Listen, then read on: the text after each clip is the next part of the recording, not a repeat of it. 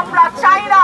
লাশের পাহাড়ের উপর রক্তাক্ত রাস্তার উপরে আমাদের অবস্থান। মুক্তিযুদ্ধ দেখিনি বলে যে দুঃখ এতদিন ছিল বুকে, সেই দুঃখ আর থাকবে না।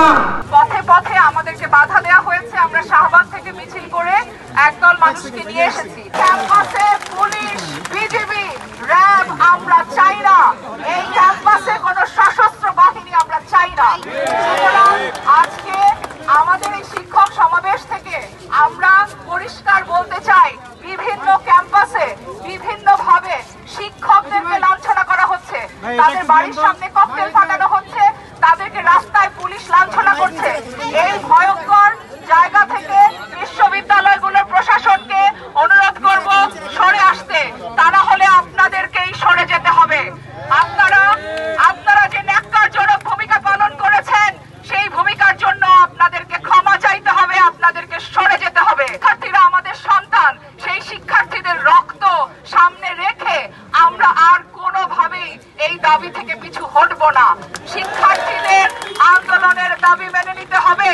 জুলাই হত্যাকাণ্ডের সমস্ত নিহত আহতদের প্রতিটি ঘটনার সুষ্ঠু তদন্ত এবং বিচার করতে হবে।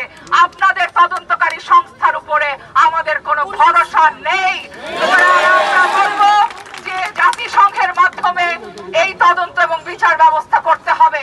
আমরা বলবো প্রতিটি ফোঁটা রক্তের হিসাব নিতে হবে। একজন মানুষ হিসেবে এই পরিস্থিতি কেউ কি মেনে নিতে পারে? এমন পরিস্থিতিতে আমরা এইরকম দুঃসময়ে আমরা দুর্জনদের চিনতে পাই, যারা এখনো কথা বলেন না, যারা এগিয়ে আসেন না, তারাই দুর্জন, এবং আমরা তাদের যেন চিনে নিই। একটি রাত কাটানোর পর সকাল কেন দুঃস্বপ্নের মতো শুরু হবে? একটি সরকার তার কাছে মানুষের যে চাওয়া, তাকে তারা পূরণ করতে পেরেছেন? পূরণ তো করতে পারেননি, ধূলিসাৎ করে দিচ্ছেন প্রতিনিয়ত। অনেকেই বলেছেন মুক্তিযুদ্ধ দেখেননি, আমিও তাদের একজন।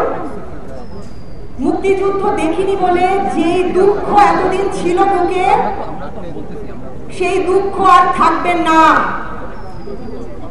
এমন পরিস্থিতিতে মুক্তির জন্য এই স্বাধীনতা, এই পরিস্থিতি আমরা যদি না চাই, তাহলে আমাদের যুদ্ধ করতে হবে, যেটা শুরু হয়ে গেছে। আমার পুলিশ অফিসার ভাই আমাকে জিজ্ঞেস করছেন আপনি কে?